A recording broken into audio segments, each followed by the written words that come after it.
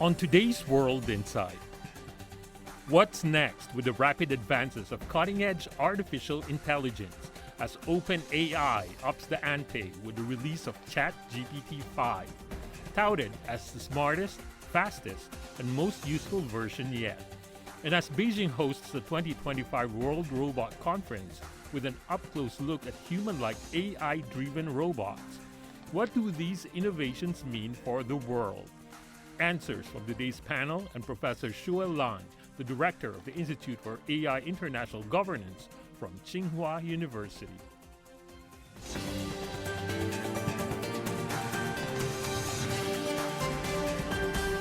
Hello and welcome to World Insight with me, Tian Wei. The 2025 World Robot Conference opened last week in Beijing, showcasing more than 1,500 cutting-edge products from about 200 robotics companies worldwide. Humanoid robots are one of the highlights. These smart, sophisticated machines are designed to mimic human behavior.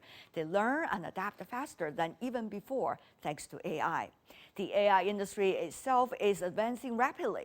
OpenAI, for example, the ChatGPT maker, has unveiled GPT-5 recently, claiming it can provide PhD-level expertise. And the new model is, quote, significantly better than its predecessor, according to the OpenAI founder and CEO. Now, that the new product is widely available to users, how much change might the new release bring to the AI industry? And what about the competition and cooperation in the industry on the future of AI? To answer those questions, let's go directly first to our panel. Joining us, Professor Guy Keke from the Beijing Institute of Technology, Andy Mock, a Senior Research Fellow at the Center for China and Globalization. Last but not least, Mr. Amar Yunus, an AI governance, tech law, and compliance advisor for more analysis on the newly issued ChatGPT-5. Thank you so much for the three of you for joining us now. We understand there is a very exciting international conference on a robot being held in Beijing, wrap up on Tuesday. It is a lot of AI-generated approaches. Now, Professor Guy, I'm sure you are having some fun on that as well. Tell us more about what the next level of innovation is this conference presenting to us when it comes to robots. In the upcoming future, the AI-enabled robots will become like the mainstream. Because nowadays we can say that we can do a lot of like very good job in control. But if we combine the AI like into the control system, we say like for example the embodied system. That means we need like a upgrade level of the integrated technology. Also, security and privacy is also another concern for the future system, because like people always concerned about the usage while using the robots in practice, because there are lots of sensors embodied in the robots. So that means we have like a wider scope of like data collection. So this actually leads to sometimes the security and privacy concerns. And I think in the near future, we can see a lot of like of fields that can use robots. But another thing is that whether we do need robots in those fields. For example, nowadays we like people pay attention to humanoids robots. So that means like we actually need higher level technologies to support the whole system. But actually we have a lot of like mature technology already in our hands. When not use like traditional technology as a like fundamental or infrastructure for robots to provide like mature applications or services. Humanoid robots have been in China for a while. You saw over the past 2 or 3 years at the traditional Chinese festival gala. Humanoid robots are dancing all their way to the audience. Meanwhile, you also see humanoid robots running the half marathon in Beijing. Though a lot of technicians were following the robots to make sure it's not going to run into problems.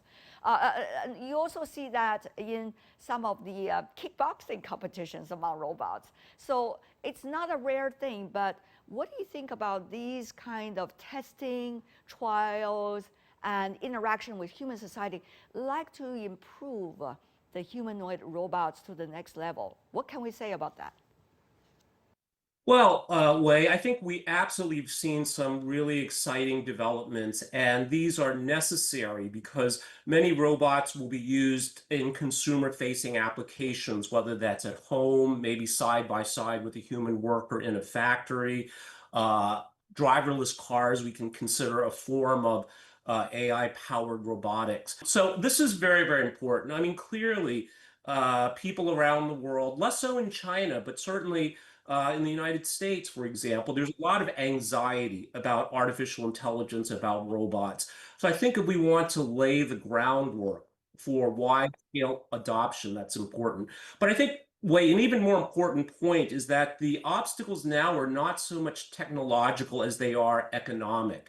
In that if we have to pay 100,000 US dollars, 50,000 US dollars for a robot, that's going to make it quite inaccessible for many, many people. And similarly, like we saw with electric vehicles, it took a BYD to offer a sub 10,000 US dollar electric vehicle.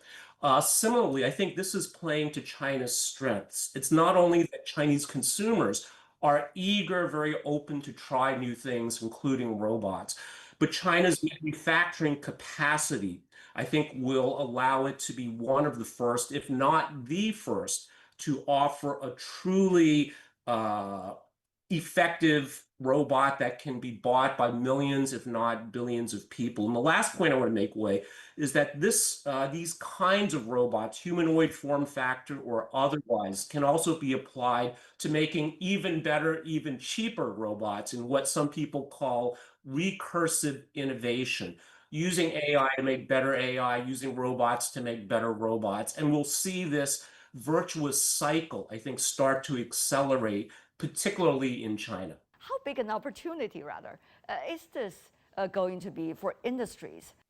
I think the good thing is that applied scientists are actually talking about topics such as security by design, AI alignment, like how to align the human values with the robotic values and vice versa. And even they are aware of existential threats. So I think that there is a balance in China, which is coming from the proactive governance, I would say. The laws are very active, they are very progressive, and the lawmakers do consult with the applied scientists, which is very good. This means that there is a kind of enabling for responsible experimentation. And of course, in the institutions, we see different sandbox. You cannot just throw out a humanoid robot. You have to trust the robot and to see that its societal impact. And I think that the broader framework, which includes the risk management or the transparency and the ethical oversight, both from the scientists and from the government, is present. So that in is case going of to help the industry in other words. That seems to be your answer to my question. Yes, exactly. The innovation is being encouraged. On the other side, it is not on the expense of the public and the safety, I would say. Earlier, we have been seeing with the GPT earlier version, a very exclusive groups of users can have access to it because of its entry fees, and also many of those are closed source rather than open source, unlike DeepSeek, which was developed earlier this year. And a wake-up call for everyone that really not really about the US-China competition, but really about another approach of AI models. So having said that, though, Professor Guy, how do you see from that different approaches this GPT-5, which also claims to be open source, in a way, tell us about the latest landscape? Well, open source projects do have advantages in promoting technology, but they also face like security challenges and abuse. I believe that on one hand, like relevant laws and regulations need to be improved for sure, and on the other hand, technological upgrades are needed because like our primary focus in this area includes like technological advancement in data security, resource abuse, and system vulnerabilities. It does matter because, for example, GPT-5 is a tool. It can generate a lot of contents, but whether the generated contents follow the laws and regulations, this is that kind of the issue we always pay attention to. So that means I think we need to have like a balance, not only for like a GPT-5, it's too, but also for the whole ecosystem. We need to have a good balance on it. What we are seeing from the latest development of AI models is a variety of choices, both open and closed sources. And now, how much option do you think that provides for developing countries and the global south, as the other two gentlemen earlier briefly illustrated? I think that the open source plays a very critical role in accelerating innovations by making powerful tools both for developing countries and developed countries. I think that this openness is actually encouraging experimentation among scholars coming from the developing backgrounds, and faster knowledge breakthroughs are emerging because these tools are freely accessible. We have seen a similar debate when there was intellectual property, and there was a debate that intellectual property is incentivizing technology or vice versa. But now this intellectual property debate has been replaced by open source debate. But the questions are same, that do we need open source for incentivizing technology or vice versa? So in both cases, we have seen that the developing countries and scholars coming from the users coming from these countries have more benefits if there are open sources. But I think that in the long run, both the closed source and open source models will coexist because we need both. Coexist sources approach will remain important because we need security, reliability, and compliance, especially for highly regulated industries. But on the other side, open source will thrive. The flexibility and customization and the community-driven progress, which are the priorities for many countries. I think that the future is likely a hybrid model that will blend the both strengths of both coming from open source and closed source. A very interesting discussion on the latest model of ChatGPT-5. Having said that, though, we are going to have another conversation with the leading scholar coming from China, Professor Xue Lan, director of the Institute for AI International Governance from Tsinghua University, after this break on the global cooperation on artificial intelligence governance.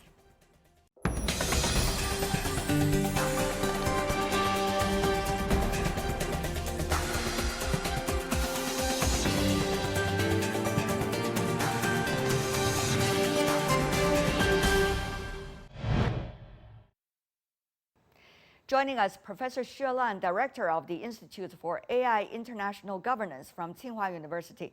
Professor Xue, always a great pleasure to see you. Thank you so much. And now let me ask you about your response to the latest development in AI applications such as ChatGPT-5 and how they are comparing to some of the other models. I think people are still testing, testing how, how to compare to others. But I think it's great to see that, there are always, new versions of various models coming up, and I think that's sort of the fun to see. This seems to be an indication of some strategic change at OpenAI. I think we know that actually open source or closed source, I think this sort of, at the micro level, it's more of a company strategy. Now we're getting to the stage of where probably wide application is going to happen. So I think open source may have the advantage. It gets easier to be diffused, to spread. So I think that company may think about twice about what their strategy should be. We have seen some rhetorical changes over the past few months when it comes to AI, for example, between China and the United States. Earlier, after DeepSeek was born, the U.S. administration official suggesting that as a wake-up call, quote unquote, against the competition on China.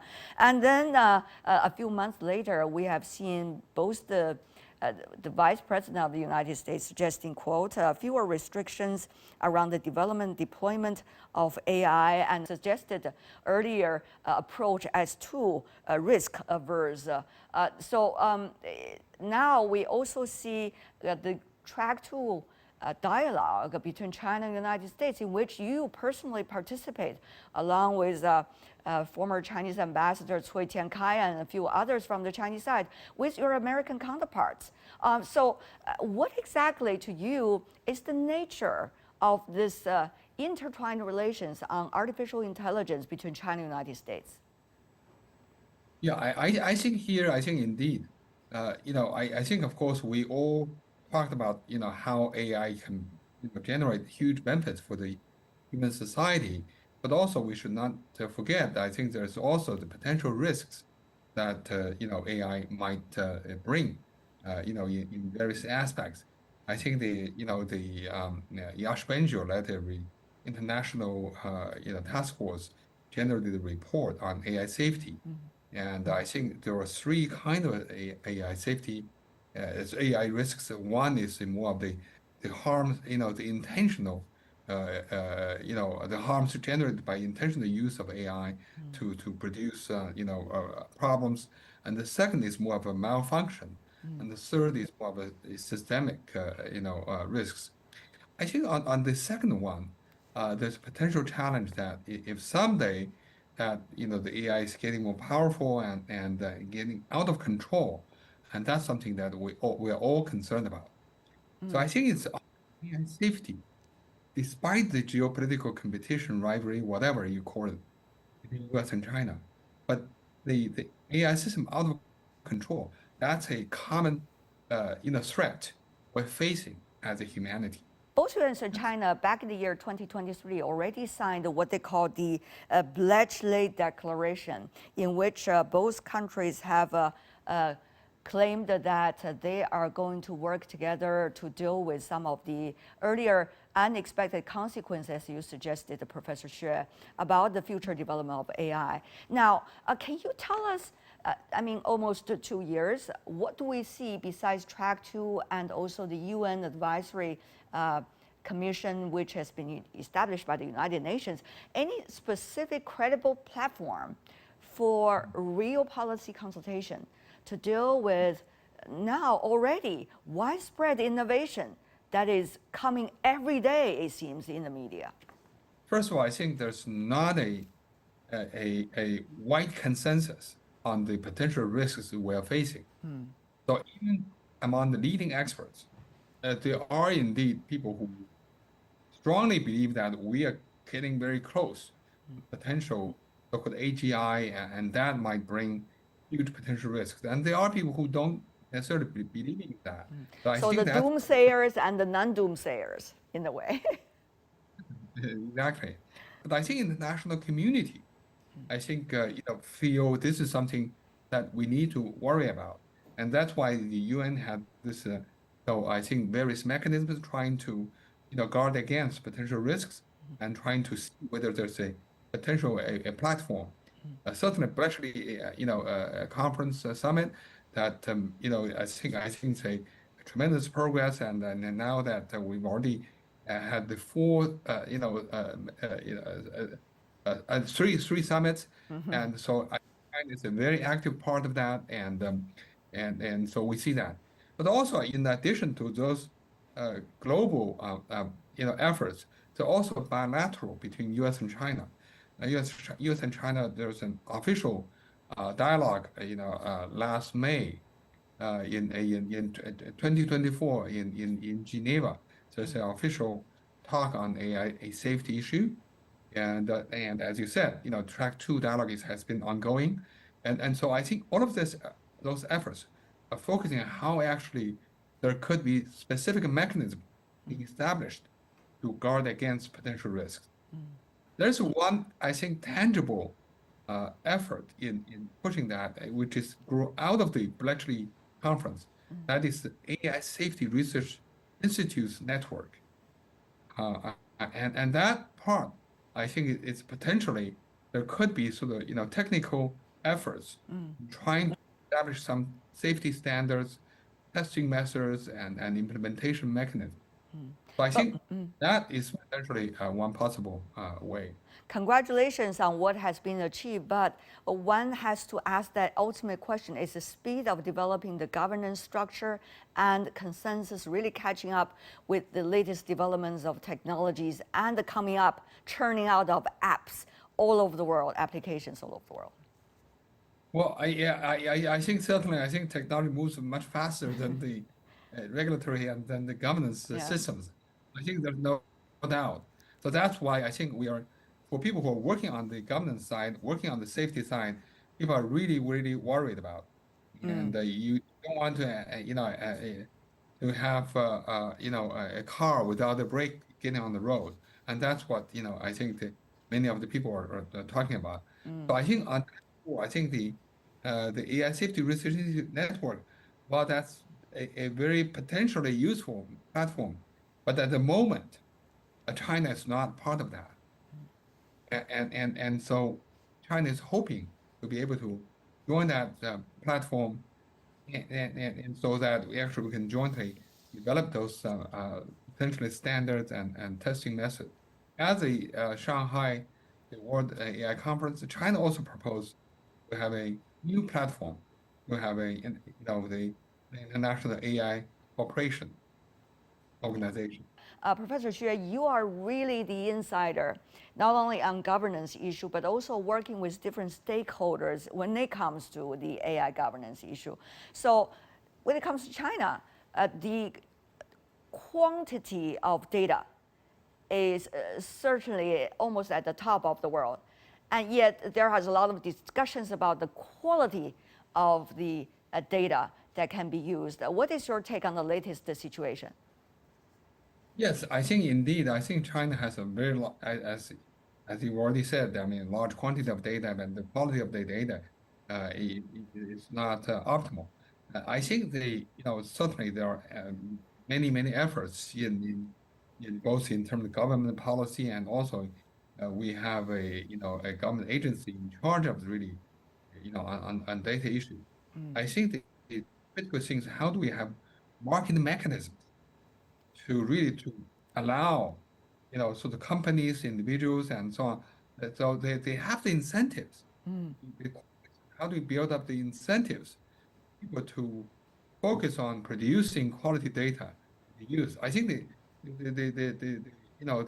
good thing is that the data is, the more you use, the more you are generating more. I see. What about data privacy? I mean, on the one hand, you really need data to be a public good in a way, so that more and better AI systems, applications can be a possibility. But on the other hand, data privacy is also crucial for sustainable supply of data in the future. So, Professor, your thoughts? I think here really comes to so-called data governance, and basically, I think, for example, you have various many of the data that companies private data, and they certainly don't want to share that with the public, and so then you have some technical methods so that you can use a big model while also allowing the company to maintain their the privacy of the data. But you also have situations you wanted to pull the data together. For example, for use, you want to pull the more data you can pull together, then the more information you might be able to generate. So there, I think there are of course various ways that you need to, first of all, to try to see how technically you can maintain the privacy of the patients, but at the same time be able to get a feature of the particular feature of the data useful analysis. And there, I think, of course, there are more procedures you have to follow, but also you have to use it. So there's a combination of technology, market mechanisms, and also the policy and governance rules. Professor Xue, as you know very well, more than anyone, I guess, there are so many, there are three different factors, data, computational power, and the energy that needs to be consumed in order to develop AI. But besides that, as a public policy scholar, Professor, how to develop a systematic approach when it comes to not only research about AI, but also applications of AI, the use of AI, and how does that interact with the human society? It's a big question. When we talk about the AI's application and widespread into our daily life, we probably need several things. The first thing I think is how do we make sure that it's safe? So that's why we think about the government regulations to guard against potential risks.